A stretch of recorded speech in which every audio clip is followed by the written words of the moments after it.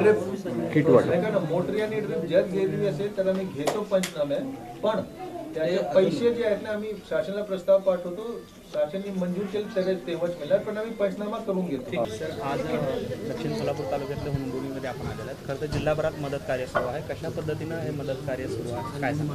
हे बघा, कुठल्याही आपत्तीचे 3 फेजेस असतात. पहिले असते बचाव कार्य, त्यामध्ये NDRF जेव्हा पूर आला होता 21 तारीखला, 21 तारीखपासून 24 तारीखपर्यंत बचाव कार्य चालला. त्यामध्ये आम्ही आर्मीची टीम पण बोलवली होती. सुलतानपूर, राहुलनगर ते माढा तालुक्यामध्ये त्यांनी 267 लोकांना काढला. दारफाडमधून 8 लोकांना एअरलिफ्ट आम्ही केला. NDRFची 2 तुकडी होती. आमच्या स्वतःच्या 8 तुकडी होती बोटच्या सोबत आणि टीमच्या सोबत. या व्यतिरिक्त कोल्हापूरतून 3 टीम्स, पुण्यातून 2 टीम्स, सांगलीतून 3 टीम्स आणि लातूरतून 1 टीम आम्ही बोलवून ठेवला होता. एकूण 25 वेगवेगळे टीम्स होते. प्रत्येक टीमकडे बोट आणि सगळे होता. आमचे जे तहसीलदार, प्रांत तलाठी, कोतवाल, BDO सगळे लोक फील्डवर पूर्ण 4 दिवस हजर होते. लोकांना वारंवार इशारा देत होते, संकेत देत होते, वॉर्निंग देत होते की तुम्ही बाहेर निघा. अत्यंत चांगली गोष्ट आहे की 4521 लोकांना मी बाहेर काढला, ज्यापैकी निम्मेपेक्षा जास्त लोकांना आम्ही बोटीने बाहेर काढला पुरातून. एकही मृत्यू झालेली नाही.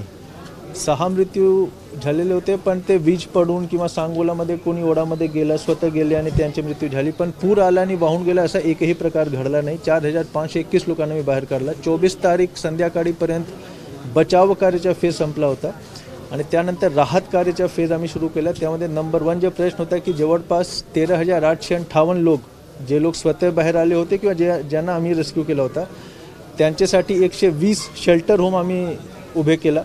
त्यामध्ये त्यांना पॅक्ड लंच आणि डिनर दिला. बाकी जे गावकरी होते, स्वयंसेवी संस्था होते, त्यांनी पण तिथे जेवणची पुरवठा केली.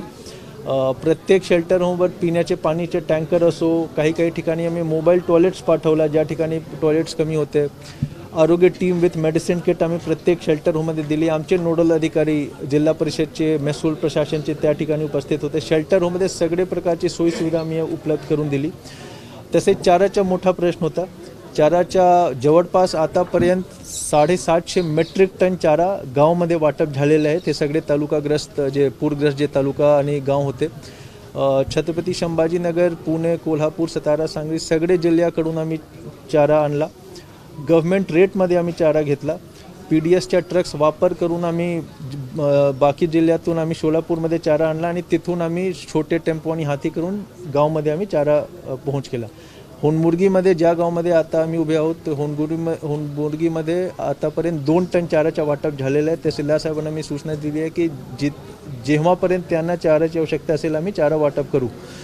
बाकी अक्षयपात्र एक मोठी खूप नामीगिरामी संस्था आहे, त्यांची आम्ही मदत घेतली. जवळपास 10 दिवसापासून माढा तालुक्यामध्ये, माढा आणि करमाडामध्ये 5000 लोकांना ते गरम ताजा आहार देत आहेत. गावात शेल्टर होममध्ये तर आम्ही जिल्हा प्रशासनमार्फत आम्ही लंच आणि डिनर पॅक देत आहोत.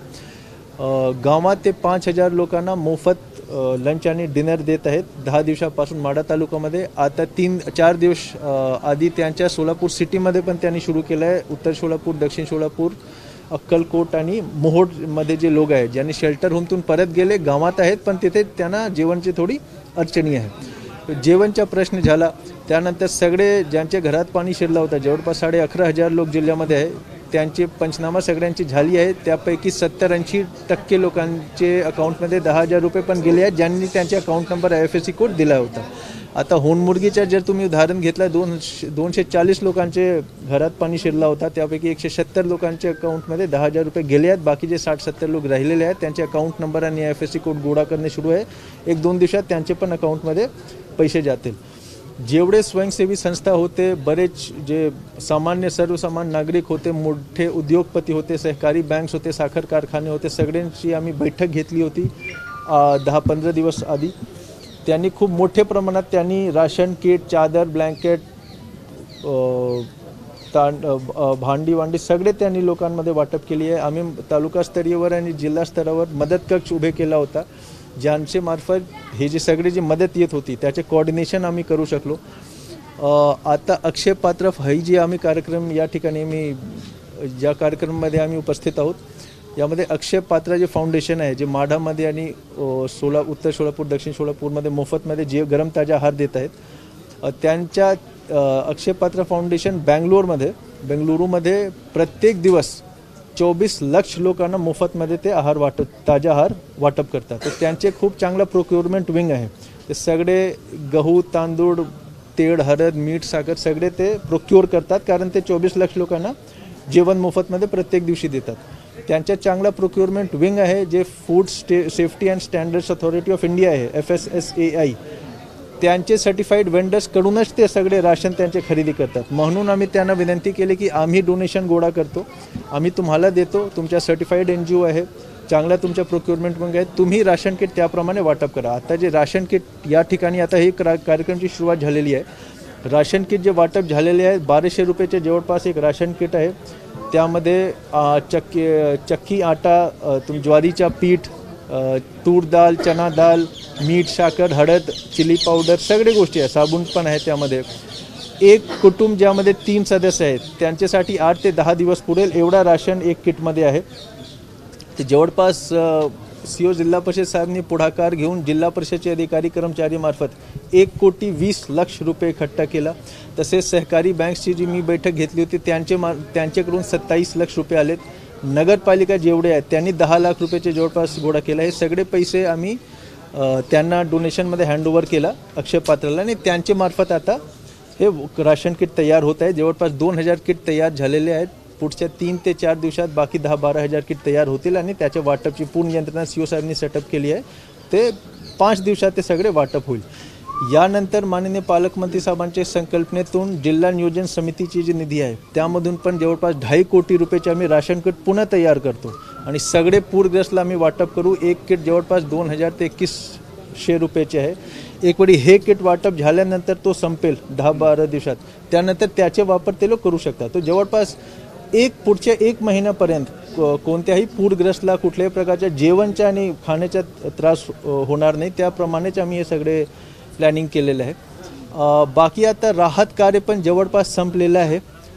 हा लास्ट फेज होता राहत कार्याच्या. पुढील जे प्रश्न आहेत ते जे शेतीचे पंचनामेचे आहेत, तो करमाळा तालुका मोहोडमध्ये ऑलरेडी पंचनामे संपल्यावर आलेले आहेत.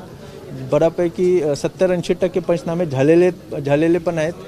त्यामध्ये जे माती शेती खडून गेली आहे, ऊसच्या, द्राक्षच्या, डाळिंबच्या, जेवढे सगळे खरीप पीक, तूर, उडीद, सोयाबीन, ज्या पीकचं नुकसान झालेलं आहे त्याचे पंचनामे सुरू आहेत. आता तो पंचनामे संपल्यावर आम्ही शासनाला अहवाल पाठवू नुकसान भरपाईसाठी. दुसरा एक जे 2 मोठे प्रश्न आहेत की माढामध्ये आणि मोहोडमध्ये, स्पेशली माढा आणि मोहोडमध्ये, इथे दक्षिण सोलापूरमध्ये पण झालं आहे, पण माढा आणि मोहोडमध्ये बरेच गावमध्ये, आता केवळ मी एक गाव गेलो होतो, त्या ठिकाणी 6 फूटच्या माती वाहून गेली आहे. आता त्यासाठी 47-48 हजार रुपये हेक्टरीप्रमाणे मदत मिळणार. पण गाडमुक्त धरण, गाडयुक्त शिवार आणि मनरेगाचा वापर करून जवळमध्ये कुठला बंधारा आहे, कुठला तुमचा तलाव आहे, पाझर तलाव आहे, लपाचा तलाव आहे, त्याच्या मॅपिंग करून प्रत्येक शेतकरीला कसा आम्ही गाडमुक्त धरण, गाडयुक्त शिवार आणि मनरेगाच्या योजनांचे वापर करून कशा आम्ही त्यांच्या शेती पुनर्जीवित करू शकतो, त्याबद्दल आमच्या प्लॅनिंग सुरू आहे. आणि त्यानंतर काही शेतकरी आहेत, ठराविक शेतकरी आहेत, पण त्यांचे केवळमध्ये एक शेतकरी होते, त्यांच्या शेतीमध्ये 20 ते 25 फूट मोठा गड्डा पडला आहे. आता कितीही गाड टाकला त्या ठिकाणी त्याला ते कायमस्वरूपी शेतीसाठी अयोग्य झालेलं आहे. ते जे शेतकरी आहेत ते फक्त आता 7-12 ते शेतकरी राहिलेले आहेत. त्यांच्यासाठी मला वाटतं की पुनर्वसनचे हे करावे लागेल. पण पुनर्वसनचे जे कायदे नियम, जे शासन निर्णय आहेत, ते सगळेचे अभ्यास करण्यासाठी ॲडिशनल कलेक्टरच्या खाली एक समिती मी ऑलरेडी गठीत केलेली आहे. ते 1 आठवड्यात ती समिती माझ्याकडे अहवाल सादर करेल की हे जर करायचे तर कसा करायचे, काय पद्धत असेल, त्याचे काय SOP असेल, आणि तो केल्यानंतर असे जे शेतकरी आहेत त्यांच्यासाठी आम्ही पुनर्वसनच्या कारवाई सुरू करू. सर, खरं तर महापुरामध्ये जिल्ह्यात एकाचाही बळी गेला नाही, त्यामुळे प्रशासनाचा या ठिकाणी ग्रामस्थांनी सत्कार केलेला आहे. काय नेमक्या भावना आहेत? नाही बघा, आता जसं मी सांगितलं की 21 तारीख रात्रीला पूस आला होता आणि एवढा मोठा पाऊस कधीही एक सोबत 3-4 जिल्ह्यामध्ये, धाराशिव, बीड, अहिल्यानगर आणि सोलापूरमध्ये झाला नाही. आणि त्यामुळे एवढा मोठा पूर आतापर्यंत कधी आला नव्हता. कुठल्याही गावामध्ये तुम्ही विचारा, जे सर्वात म्हातारे वरिष्ठ नागरिक असतील, जे सर्वात म्हातारे असतील, त्यांनी पण त्यांच्या आयुष्यात कधी एवढा मोठा पूर पाहिला नव्हता. यामध्ये नंबर 1 जे प्रायोरिटी असते की सगळे मॅक्सिमम जे रिसोर्सेस आहेत, बोटी असो, मॅन पॉवर असो, इक्विपमेंट असो, सगळे किती जास्तीत जास्त बोटी मॅन पॉवर आम्ही कसं आमच्या जिल्ह्यामध्ये आणू शकतो त्यावर माझा भर होता. म्हणून कोल्हापूर, पुणे, सांगली आणि लातूरतून आम्ही टीम्स बोलवली. राज्य शासनाने एक NDRFची तुकडी दिली होती. त्यांना विनंती करून अजून एक तुकडी आम्ही आणली. आर्मीला आपण राहुलनगर, सुलतानपूरमध्ये बोलविला आणि कंट्रोल रूम आम्ही सेटअप केला होता. त्यामध्ये आम्ही खूप, मला असं वाटतं की चांगले निर्णय आम्ही वेळेत घेऊ शकलो की NDRFची टीम कुठे पाठवायचे, कोल्हापूरची कुठे पाठवायचे, रायगडची कुठे पाठवायचे, सगळे निर्णय आम्ही वेळेवर घेऊ शकलो. पण यामध्ये मला एक सांगायचे आहे की आमची जी यंत्रणा होती, तहसीलदार असो, पोलीस पाटील, कोतवाल, पोलीस प्रशासन, जिल्हा परिषद, सगळे लोक व्यवस्थित पूर्णपणे 3 दिवस फील्डवर हजर होते. पण जर तुम्ही व्हिडिओज पाहिला तर प्रत्येक व्हिडिओमध्ये जे गावकरी आहेत ते स्वतः पाणीमध्ये उतरून बोटमध्ये जाऊन ते स्वतः लोकांना वाचवत होते. म्हणून प्रशासकीय यंत्रणा, आर्मी, NDRF आणि विशेषतः जे ग्रामस्थ होते, जे गावकरी आहेत सोलापूरचे, त्यांना हे श्रेय जातो की एवढा मोठा पूर आल्यानंतरही एकही मृत्यू झाली नाही. ABP माझा, उघडा डोळे बघा नीट.